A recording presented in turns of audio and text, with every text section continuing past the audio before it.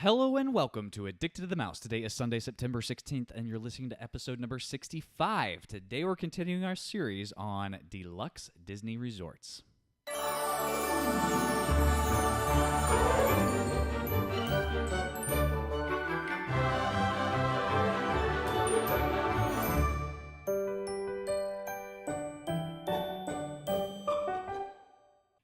Hey everybody, Dan and Leslie here. Thanks for joining us this week. We are going to talk about two of my favorite places in Disney World, but There's a lot of favorite places in Disney World.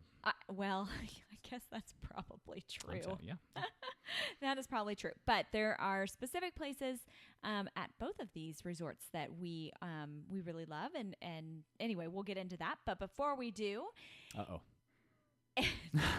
What happens before we do? Not an uh-oh. If there's anything that you want to hear about, I think we're going to continue with this little Disney resort run through for the next several weeks. But if there's something that you want to hear about, please reach out to us at Dan and Leslie, Leslie, at addictedtothemouse.com. Or if you have any questions or anything, we would love to help you out and eventually maybe have a listener question podcast where we just that'd be fun. Yeah, I think now we're just kind of answering them as they come in on emails, personally. But yeah, it'd be awesome if we could pile up enough to. Yeah. Anyway, okay, so a little bit of I guess current events / tips for those of you traveling soon. The My Disney Experience app is experiencing more difficulties than normal right now. So if you go to Disney World and you're using your MDE app, which is an absolute must if you're there, if your fast passes disappear on you, or if you can't really get it to respond, it's not the end of the world. It doesn't mean that your plans are lost. It just means that it's not showing up on the app. So it's probably still there. Yeah. If you want that extra just confirmation or security. Security blanket, go to guest services and they can help you out. Otherwise, you just go scan your Magic Band and your fast pass should still be there. But just an FYI. And if you don't want to do any of that, just call Leslie and she can take care of planning that vacation for you. She can take care of all of it. That's funny. I was talking I'm like a magical fixer. You are a magical fixer. Not really a magical fixer, but you just you fix everything for your clients and they don't have to do anything, which is nice. I was talking to a buddy of mine last week who's asking kind of what it was that you did. And I'm like, man, it's not totally imperative to use a travel agent that specializes in Disney stuff for a Disney cruise necessarily. I mean, there are certain things that you can give tips on, but it's, there's not a whole lot of planning. But if you're doing something like Disney World or even Disneyland, any Disney parks or a cruise park combo, there's just so many things that you just don't think of that is pretty handy. So yeah. Anyway, but I'd say even for the Disney cruises, I mean, think about the number of things that we really didn't have a clue about on our first Disney cruise. And I feel like we did a lot of research, but we still just didn't know about them until we had gone a couple of times. So that's true. So, That's true. So, and the way it works, I get this question also too. It's totally free. So if you want to use a travel agent specializing in Disney vacations, just reach out. And it's not really free for Disney, but Disney pays the travel agency. But as far as you're concerned, the customer, the traveler, the guest, it is no difference in price to you. For instance, Leslie can book the same vacation that you could get direct through Disney for the exact same price. Yeah, absolutely. And if an agent is trying to make you pay them something above and beyond, that's not right. So find a different agent. Right, exactly. So not to belabor the advertisement here or anything, but we try not to monetize anything on the podcast or the YouTube channel. At least we haven't as of yet, but that's kind of why we do it, is to help out the travel agency stuff. So yeah. All right. Oh, let's talk about my two favorite All right. places. Well, what are we talking about here? All right. So today we are going to hit Animal Kingdom Lodge, which is the very first place we ever stayed, and also became our home resort for our DVC, our Disney Vacation Club points. So we have a special place in our heart for Animal Kingdom Lodge, and then we are also going to hit Wilderness Lodge because they're both kind of out on their own a little bit. They have some similarities. But we've never actually stayed at Wilderness Lodge. However, we go over there for meals and lounges and we such. visited a lot. So, yes. They are both normal hotels / DVC resorts. So if you are a DVC member, if you want to rent DVC points, not going to get into that today, but if you're not a DVC member, DVC is Disney's version of timeshare, Disney Vacation Club. But you can stay there whether you're a member or not. And they both have similar construction. So when you walk into the lobby area, they both feel the same because they are giant, just open, cool lobbies and like breathtaking. I mean, just amazing. Lobbies. They both have. They're not super convenient to get to parks. So that would be probably my biggest downfall with staying at either one of these resorts is the transportation. I agree. We'll get to the transportation as we go through these lists, but. They are really, really cool. So I was going to bring up the map here of Animal Kingdom Lodge. And so when you zoom into this thing, Animal Kingdom Lodge is actually comprised of two totally separate hotels. Here on the right is Disney's Animal Kingdom Lodge.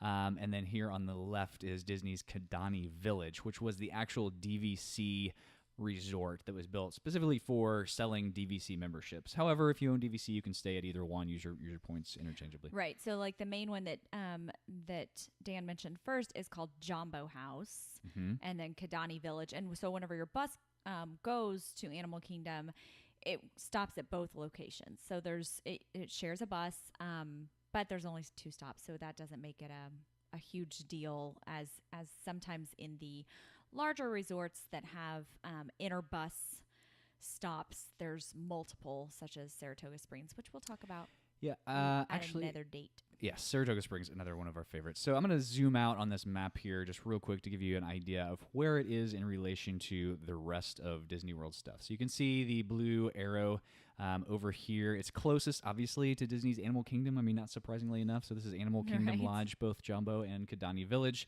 But again, you can't walk or take a monorail or anything like that from Animal Kingdom Lodge. So everything is by bus if you're using Disney transportation. Same deal with the other deluxe resorts. You can take a Disney Magical Express from MCO at the airport, and they will take you back. But once you're there, there's no monorail. There's nothing like that. It's all bus. Now, there are 2 stops on the bus. There is Jumbo House and Kidani Village. But other than that, you pretty much have the bus to yourself. Yeah. So whenever I don't know, people have talked to us about Animal Kingdom often, and Dan, a lot of times you say, well, it's so far away from everything else. And while it is set apart, I don't feel like it is. I mean, it's not like you have to drive an hour and a half to get there. It's just, it's about 20 minutes, I would say. If you're driving, like just straight bus ride, 20, 25, wouldn't you say, from like... Depends. I mean, it's like 5 minutes from Animal Kingdom. Well, true. But I'm thinking like, how Epcot or everything else Magic is probably... Kingdom. Yeah, I mean... So the only reason that I say it's kind of far is because it tends to, for me, I think at least it feels like it takes the bus a little bit longer to get there. There's a little bit longer. But anyway, regardless, there's no monorail. You can't walk to Magic Kingdom or anything like that. So just understand that transportation is probably going to be a little bit of an issue. Right. Yeah. So regardless of which side you stay on, either Kidani Village or Jambo House, you have access to all of the amenities of both. So you can go over to the Kidani Village side if you're in the main Jambo House and get to partake in their restaurants or their pool or whatever. But they both sides have a phenomenal pool and some great dining choices. So you don't necessarily have to hop from one to the other to get good options. So when you walk into Jambo House, you're going to notice this giant big lobby.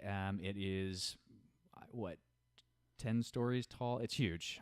You look up and the ceiling goes forever. My ability to judge distance and height is not very good. So fair enough. Kidani Village is much smaller. It's a much more low-key, not as grand entrance or lobby area. But they both have some amazing dining. So in Jambo House specifically, let's talk about dining real quick. Okay. There is a signature restaurant called Jico. I guess we'll start at the top and work our way down for this series. So Jico, the cooking place. It is downstairs. So if you walk into the lobby in Jambo House and you kind of go halfway through the lobby and take a right, walk down the stairs, you'll find it at the bottom of the stairs down there. Now, this is a really, really amazing place. We were a little apprehensive the first time we ate here, just because it's African-inspired cuisine and it's not cheap, right? So you've got, appetizers. You've got African spiced scallops, gazpacho. And then for your main entrees, you're looking at, seafood curry and short rib. That short rib was to die for, by the way. It is really, really good food. What did you think about it?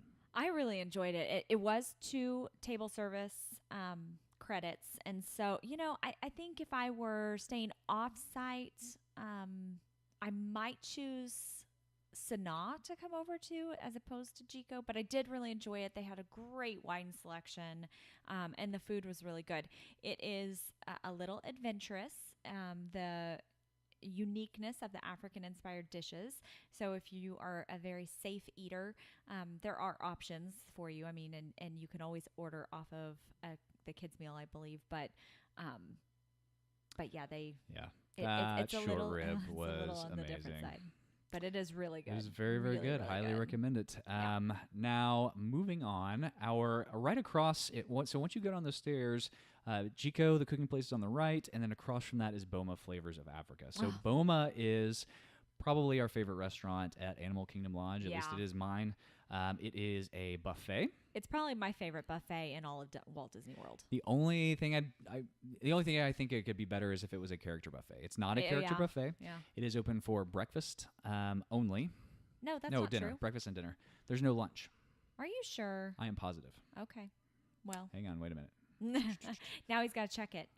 But breakfast and dinner, look no at you, smarty lunch. pants. I know, I'm telling you. So there are some really great appetizers, really great entrees. For breakfast, you've got your traditional stuff. You can find the pancakes and the waffles, but you can also find just fun, cool stuff like ham and plantains, corned beef hash, things that have this African-inspired flavor in them. It is a tremendous buffet. Then there are also some really good dessert options on the dinner buffet, to include the zebra domes, which are extremely popular. Yes, yeah. And one of my favorite parts about breakfast is that they have pog juice. So pog juice is passion fruit, orange, guava, right? Is it papaya or passion? I think don't it's papaya, orange, guava. Whatever. It's this orange juice that is amazing. It is really, really amazing. It is really good. I tried to buy it off of Amazon once, and it was going to be like $30 for a bottle of it. And I was like, yeah, never mind. I'll just wait till we go back. So there are the zebra domes, these little white deals here. They are made. Some people really like them. Some people really don't. But they are the famous kind of dessert at Animal Kingdom. I would say definitely try it if you're at Boma. They sell them also in the quick service place for like a pack of 4 that you can get. Yeah. But they're made with some sort of liqueur. So if you like liqueurs and stuff, you probably like them. Yeah. But yeah, really that is the restaurant, and it is a really, really cool place to go and eat. We love it. Yes, absolutely. So right outside these 2 restaurants, if you there's some exterior doors, and it leads out to the pathway to the pool. So if you take that pathway out and take a left, you will find around the corner the Mara. So the Mara is the quick service restaurant. It's grab and go stuff. You can order things like flatbreads. That is a vegetarian plate, the picture that was just right there. It's breakfast, lunch, and dinner. Breakfast is nothing too crazy about breakfast, but dinner has some pretty cool options. Again, you've got the flatbreads, you've got hand-carved sandwiches, African poji, I think it's called. I don't know, but I'd like for you to try that again. I've never actually tried that, but the stew it is a stew, and I've heard it's very, very tasty. Yeah. So this is you're going to have hit and miss things just like at any other quick service place on Disney World property. There's going to be some really, really great things, and then some things that are just kind of But it is a good option for grab and go stuff, snacks. This is also where, if you are on the dining plan, you will go and get your refillable mug. Yes. So that you can refill at the quick service location every day. That is true for those of you staying in Jumbo House. Yes. Okay, so then outside there is the pool with the same type of pool bar. You get the Maji pool bar, Uzima Springs. I forget which one is which, honestly, but one of them's over at Kidani Village. I don't remember. I don't remember either. Yeah, they each have a really cool pool. Let's just put it that way. And so then if we jet over to Kidani Village. So the really good restaurant over at Kidani Village is called Sanaa. Mm-hmm. So it is open for breakfast, lunch, and dinner. Yep. You can, as you can see in the picture there, you can get some views of the savannah. Yeah, that's the really cool thing about this restaurant is because it overlooks the animals where the others do not. Yeah. So, and the bread service pictured here is what we have heard fantastic things about. We have yet to try Sanaa. It is on our list to do the next time we go, so that we can try that bread service and experience Sanaa, because we've heard so many phenomenal things about it. We've tried the bread services at like Nomad Lounge over at Animal Kingdom, and it is phenomenal. So if it's anything like that, which I've heard is actually better, it's just really, really good. So highly recommend that. Look forward to trying this hopefully on our next trip, and we will report back. Yes, absolutely. Now, Dan, do you know if where they go if they are staying in Kidani Village to refill their mugs? I do not. We've always stayed in Jumbo House because of the nice big entry. Yeah, so that is something that we might have to look into, and we will, whenever we do a more in-depth look at all of the resorts and everything, we will report back on that at a future date. So Sanaa is a one-table service meal, as is Boma. We forgot to mention that. And there is the dinner menu right here. I should, mention, if you're listening, you can't see the menu, but if you want to check out everything we're talking about, pictures and menus and that kind of stuff, maps, just check out our YouTube channel. It's Worth Melting For, all one word. Or you can type Addicted to the Mouse and it'll pull it up as well. It's over on YouTube. Yeah. So they have things like lamb shank. Go back up so I can see a little bit. Some... duck is available. There's some fish, some New York strip. So you've got quite a variety. This menu does not look quite as intimidating, I don't feel like, with the unusual African flavors as Jico does. I don't know. What are your thoughts? Still pretty African-y. I mean you still got the poji stew there and... traditional sosadi, I don't know what that is. Oh, lamb with apricots. Still pretty African-y. Just gonna say. But I don't feel like fragrant duck. That meal is called fragrant duck. So I don't know. I've heard really great things about it though. I have as well. So these places also have specialty dining if you are going to be there over the holidays. A lot of times, like Sanaa or Jico will be places that have special Christmas or Thanksgiving meals actually on the holiday. So that's something to look out for if you are visiting Disney World during those times. Very good. So there are a number of lounges in Animal Kingdom Lodge, and you can see some of them here. There's the Sanaa Lounge, obviously over by Sanaa. Of note, I would say this Victoria Falls Lounge is really, really good. So if you find the mythical staircase that goes down to Jico and Boma, this is kind of midway on that staircase. If you start heading down the staircase, you just dump right out into the Victoria Falls Lounge. But they got some really good drinks there. So from this picture here that you see on the screen, if you were to turn around and look down, you'd be looking into Boma. So like kind of above that bar is the lobby to Jumbo House, and below it is Boma, which is really cool. But we haven't been at this one too many times, but we've stopped by a couple times just to check out the drinks. And I mean, look at this. You got a smoked turkey, which is wild turkey bourbon, and a whole bunch of stuff. You got a Moscow Mule, which who can go wrong with Moscow Mules, right? One of my White favorites. sangria, red sangria, agave nectar margarita, watermelon margarita. I mean, that just sounds good. Yeah, just all some of different them. stuff. Give me one of each. Right. Okay, so talk to us about rooms at Animal Kingdom Lodge. So rooms at Animal Kingdom Lodge, you have your typical deluxe room or your studio room, like a standard. You also have the option at both Jumbo House and at Kidani Village of having a standard view, pool view, or Savannah view. So, I mean, come on. Savannah view is my favorite. There's just nothing quite like sitting out on the balcony, drinking your coffee in the morning, and watching the giraffes eat out of the treetops. I mean, it's just it's pretty cool. It's pretty cool. So I'll throw some pictures of that in here. Yeah. So we have that's typically where we choose to stay, is with the Savannah view. That we really enjoyed that part of it, and that's kind of the part about Animal Kingdom that we fell in love with. Was that, I don't know, just that Savannah feel and that African feel. Yeah, it definitely doesn't have the hustle and bustle of like Magic Kingdom right outside the window. It's peaceful, it's calm, it has to be for the animals. This is the picture that you're looking at right here is the lobby for Jumbo House. So that's that big, tall entryway. And then that's the front, the main entrance of the resort. That is a room overlooking the Savannah, and it is just amazing. It is pretty beautiful. So while I'm thinking about it, if you choose to stay at Animal Kingdom, you are not allowed to bring balloons back to that resort. That is one resort that you are not. So you won't ever see balloons being sold in Animal Kingdom Park. And so same reason, it can be a hazard to the animals, and so you're not allowed to bring the balloons back to the resort either. If you purchase a balloon, I think they will hold it for you. We've always known that rule, so we've never actually tried it because it was just kind of our reason to not buy a $15 balloon. But I think they'll hold it for you, but you can't have it like in your room like you could at any other resort. So that's something to think about. So the room types, again, you talked about the views. I highly recommend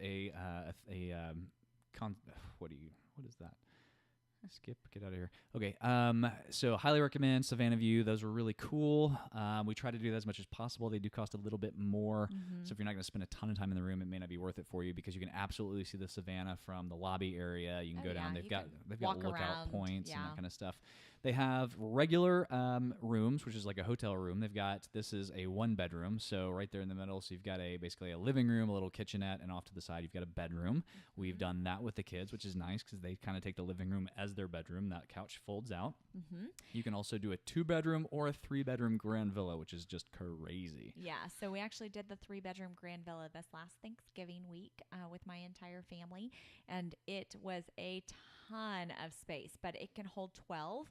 And it's really nice. There's 3 full bedrooms. There are, I think we had 4 full bathrooms and laundry and kitchen, a full kitchen and dining and all of that. So it was a really nice big space for all of us to be able to kind of stretch out and not be right on top of each other. As far as amenities, you've got the pools we've already talked about. Yep. You've got the same types of like movies under the stars, campfire stuff that we talked about last week. It is a deluxe resort. It does have a lot of those. But additionally, they have some African-inspired activities. So like last time we were there, they had like African artifacts, and then it's amazing because like most of the employees are from Africa. Yeah. So it feels really, really authentic in their theming. Yeah, it does, and it's we learned a lot of stuff from the gentleman in the lobby area that had those artifacts, and they were telling us all about them. So that's really interesting. As far as transportation goes, I think Dan mentioned before, your option is bus. So as with all the Disney resorts, you also have the option of the minivan, which, by the way, we just found out is now a flat $15 rate. Plus, with an additional $2.75 per mile wherever you're going on Disney property. So that's not cheap. It's not cheap. And I mean really, you can go anywhere on Disney property in Uber for $15.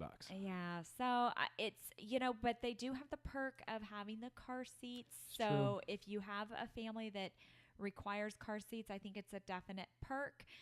But just know that you will probably be paying a little bit more for that added safety feature. One other thing to mention is now Disney charges for parking. So it used to be where if you were staying in a resort, you could park there for free, no problem. If you were driving yourself to Disney World, Universal has always charged for parking. Most of the resorts that I've ever stayed in Orlando charge for parking, except for Disney. Well, not anymore. So Disney has jumped on the bandwagon, and you have to pay for parking. So parking at this resort is $24 per night, unless you are staying on DVC points. DVC points, you can still park for free if you are staying at that resort. That is true. Yeah, and I believe all deluxe resorts are the flat $24 per night, and it's just added at the end. You don't pay for that in advance.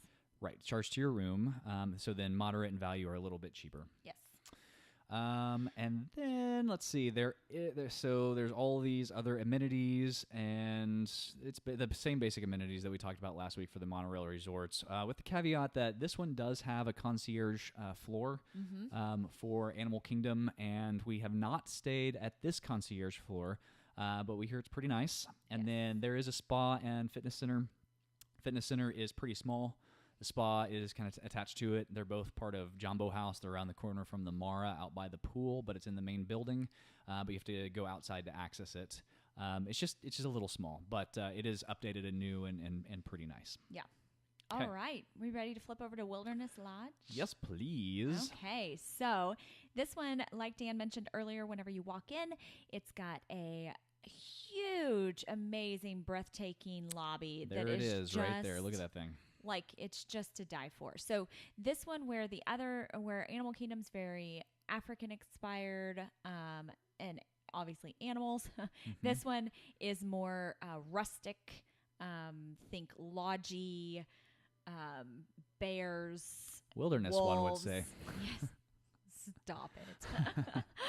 So that's kind of the difference in the theming there. So it's like Pacific Northwest themed. Yeah, you can see the outside of it there. Yeah. There's another shot at the lobby. It's huge. It's beautiful.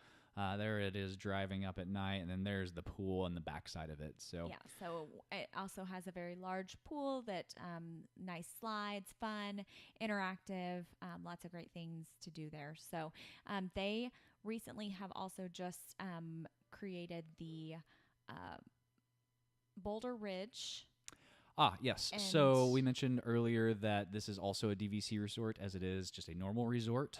The Boulder Ridge Villas and Copper Canyon, something or other. So there are DVC rooms, but the cool thing about the new DVC rooms is they are like cabins. Yeah. So we have not gotten to stay in those yet, but someday. Yeah, not cheap. Someday. Not cheap. All right, so let's talk about some dining real quick. All right.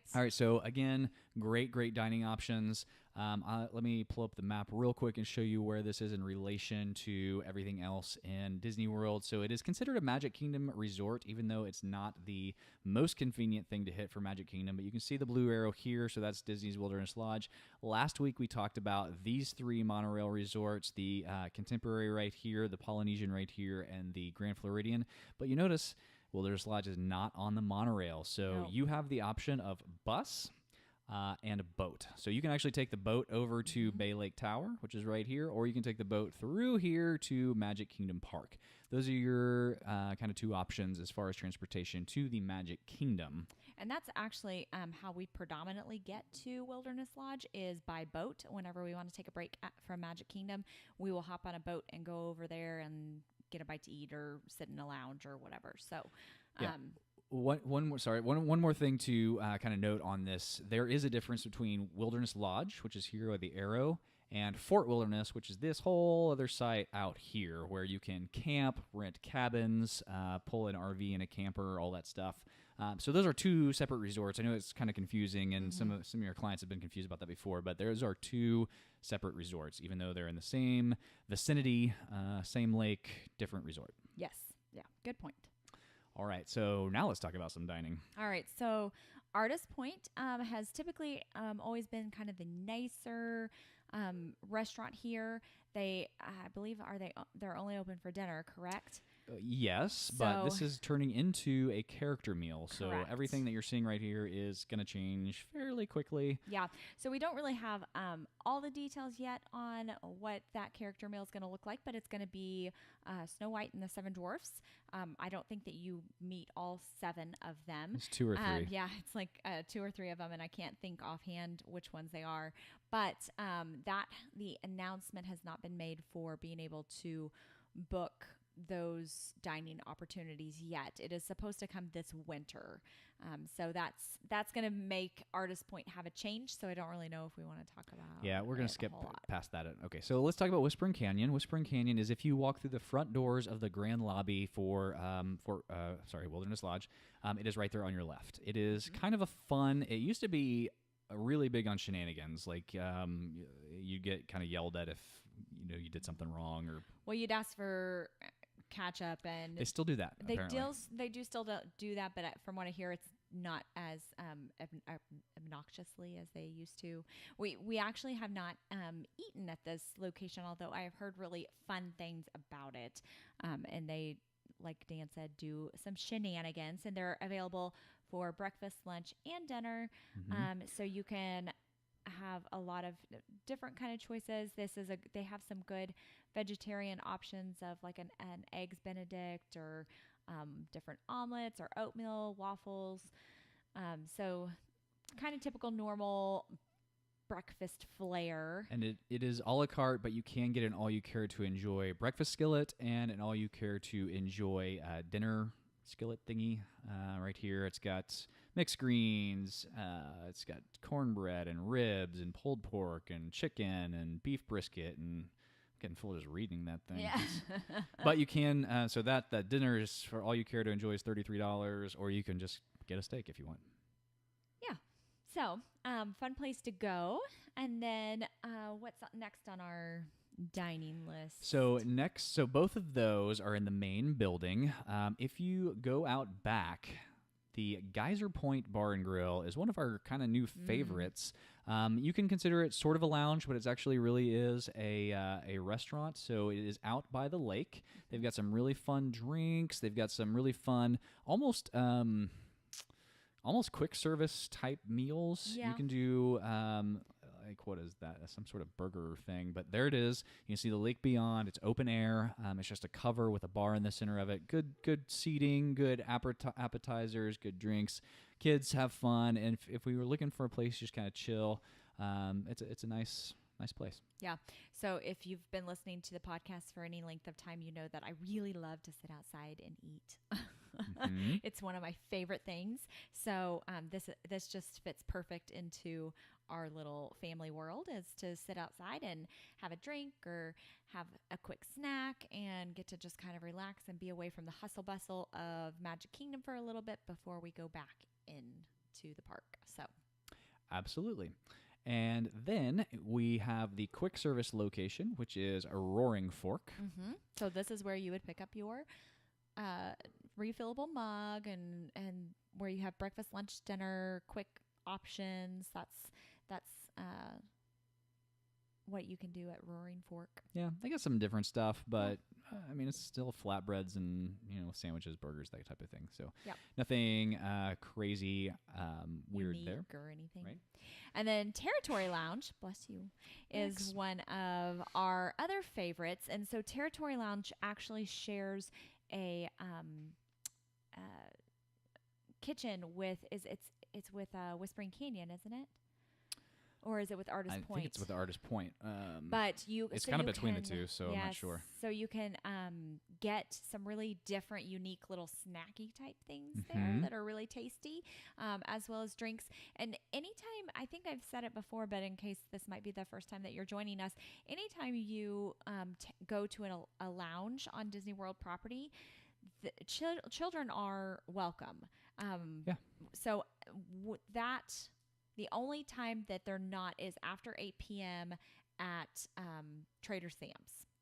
So that would be the only time that lounges really have a strict rule on that. And I would say if you get like really late into the night, they might look at you a little funny. But this is honestly a great place to go if you just want an hour away from Magic Kingdom. You can take a boat over here. Some great, like this Oregon Chardonnay fondue with pretzel bread and grapes is really, really tasty.